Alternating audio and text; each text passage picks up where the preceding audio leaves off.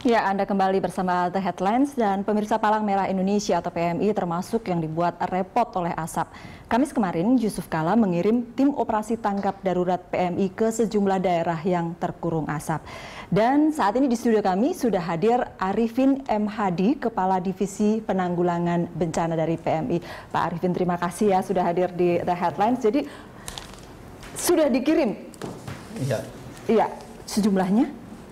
Sebetulnya pengiriman ini tuh bukan untuk mengambil alih ya, karena penanganan pertama tetap harus dilakukan oleh provinsi kabupaten dan kita juga punya relawan-relawan di desa-desa itu. Sebenarnya ini tim tanggap darurat ini sudah dari awal atau? Iya, sudah dari awal. Sejak kejadian awal kita udah dropping masker dan kita sudah distribusi pelayanan kesehatan karena tugas kita memang mandat kita membantu pemerintah. Oke. Kalau begitu Pak Arifin boleh cerita dulu lah kalau dari bulan Juli Juni Juli gitu ya sudah masuk gitu. Bagaimana sih kalau kita tadi bicara penanganannya agak lambat, agak ini gimana dari PMI? Sebetulnya penanganan dikatakan lambat itu ya tidak, karena di lapangan justru teorinya itu kalau masyarakat semakin lebih punya kapasitas untuk menangani sendiri dan pemerintah daerah tadi Bapak sampaikan juga itu tidak ada bencana yang tidak tertangani. Oke. Permasalahannya adalah karena sistem support hubungan bagaimana peran tanggung jawab pemerintah di daerah, provinsi dan kabupaten atau di pusat ini yang memang belum jelas. Kalau khusus penanganan terhadap orang? Penanganan terhadap orang, artinya orang yang terdampak asap. Ya memang asap ini memang agak berbeda dibandingkan bencana lain. Kalau evakuasi gunung meletus itu lebih mudah dilokalisir. Nah ini kan tingkat keterpaparan asap ini kan sangat luas. Sangat luas dan itu akan sangat sulit kan, lebih dari 50 juta orang terpapar asap. Bagaimana mau mengungsikan, tadi kemarin juga sudah jelas ya Pak Presiden datang di tempat rumah singgah itu juga orangnya tidak begitu banyak. Sehingga sebetulnya mereka lebih karena aturan awal itu kan mereka standby di rumah masing-masing gitu kan. Jangan banyak keluar rumah gitu ya. Tapi kan rumahnya itu aman enggak kira-kira kalau menjadikan tempat untuk dia standby di situ, karena asap tetap bisa merobos, bisa menerobos. Ya itu kalau PMI ada kemudian sosialisasi ke warga. Oh ini loh tutup semua lubang gitu atau gimana? Itu tidak akan mungkin karena rumah kan tidak benar-benar masif terbebas betul. Tapi yang paling bagus itu sebetulnya menggunakan bangunan ya, bangunan yang ada dengan permanen yang juga air purifier itu juga aman sebetulnya, walaupun kita tidak bisa memastikan akan keterpaparan itu bisa menjadi nol pada. Iya, dan itu baru dilakukan. Rumit sekali dan ini memang kita membuat gagap ya, kita akui juga kita gagap. Tapi PMI kita tetap bekerja di lapangan, kita lebih pada bekerja dan bekerja. Jadi bahwa kita gagap menghadapi apa sebutnya ya, kondisi darurat sebesar ini, bukan bencana kan ini? Iya, karena memang seperti saya bilang kan sebelumnya ini kan juga udah sering kejadian, tetapi tiap tahun loh ya, Mas tiap ini tahun, ya. Tetapi memang tidak semasif sekarang karena kombinasi tadi itu ada El Nino plus gambutnya sekarang dikeringkan. Sistemnya buruk ya.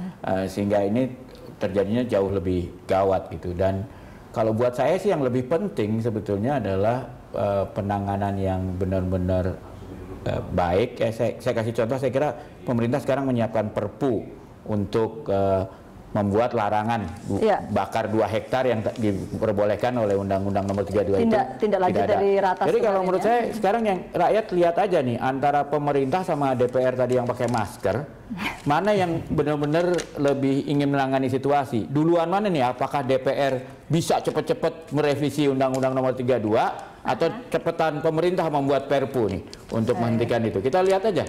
Nah kalau ketua DPR itu betul-betul prihatin pada mereka, dia akan cepat-cepat bikin revisi undang-undang lebih cepat dari Perpu pemerintah. Sebetulnya Perpu juga penting ya, tetapi persoalan di Undang-Undang Penanggulangan Bencana 24/2007 itu juga belum benar-benar bisa diimplementasikan. Kenapa Pak Arifin? Karena tadi Bapak menyampaikan ada satu mungkin ketidakmampuan dari pemerintah daerah yang mungkin itu juga karena ketidakjelasan juga peran pemerintah daerah dan pemerintah pusat. Sehingga jangan sampai nanti bencana itu apapun pemerintah lokal itu harus siap. Tidak boleh tidak dia melalui menyerahkan tanggung jawab itu ke pemerintah pusat. Ya, yang selama ini terjadi kan itu. Kalau bencana itu selalu yang diteriakin pemerintah pusat tuh. Tapi kalau pembagian anggaran pemerintah daerah gitu kan. Betul. Jadi kalau ada gunung meletus atau tanah longsor pasti mana pemerintah, tapi pemerintah daerah. Dan itu yang ditunjuk adalah pemerintah pusat, bukan pemerintah daerah. Tapi kalau kita lihat kemarin penyerapan anggaran lah Taro, itu sampai Menteri Dalam Negeri mengancam gitu kan. Awas ya, kalau nggak segera cair, awas ya, gitu kan. Nah ini ketika orang-orang sudah dalam kondisi bahaya, nggak ada tuh, awas ya kalian ya, kalau tidak segera ditangani ini di daerah gitu. Ini kan sudah fakta sudah kelihatan di lapangan. Ini tidak perlu ancaman lagi, harus otomatis gitu. Harus bekerja semua. Tapi kalau kemudian tidak dikerjakan, kan hubungan saya sih agak masih menyalahkan. Ada juga salah pemerintah pusat, terutama dalam faktor penegakan hukum. Saya contoh, itu sebetulnya kan sudah ada anggaran 15 miliar untuk membasahkan gambut-gambut. Tapi tidak ada satupun Pemda yang berani mencairkan dana itu sejak setahun yang lalu. Karena mereka lihat nggak ada aturan pelaksanaan. Kalau mereka laksanakan diambil sama jaksa, nanti dinyatakan BPK sebagai pelanggar korupsi, masuk penjara. Jadi ini sekarang ini kriminalisasi kesalahan-kesalahan penerapan anggaran yang sama sekali nggak ada unsur korupsinya. Itu kesalahan jaksa dan polisi. Itu pemerintah pusat. Fenomena itu bukan cuma di penggunaan anggaran untuk pembasahan gambut, pengolahan gambut itu Pak, hampir di semua lini, dan ada ketakutan dari daerah memang. Tetapi ini kalau penanganan orang, tapi maksud saya Jaksa Agung sama Kapolri itu di bawah siapa sih? itu masalah tersendiri Pak. Maksud saya kan kalau Presiden bilang Kapolri ini tidak boleh dipidanakan, Jaksa Agung nggak bisa, nggak mau ganti. Sebenarnya sudah Pak. Sebenarnya sudah. Tetapi kan sampai ke bawah itu kadang-kadang pesannya tidak diterima dan dilaksanakan dengan baik. Itu bullshit, sorry itu saya. Saya di Dewan Pers.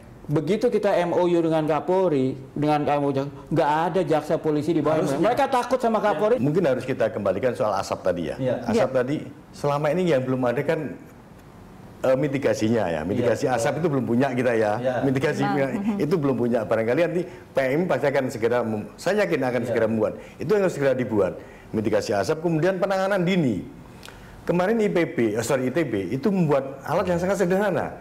Cukup kain dibasahi gitu kan, ditutupkan di jendela sehingga asap itu tidak pada masuk kan. Bicara lagi soal prepare bagaimana untuk tahun depan, sesaat lagi ya kami akan kembali untuk Anda.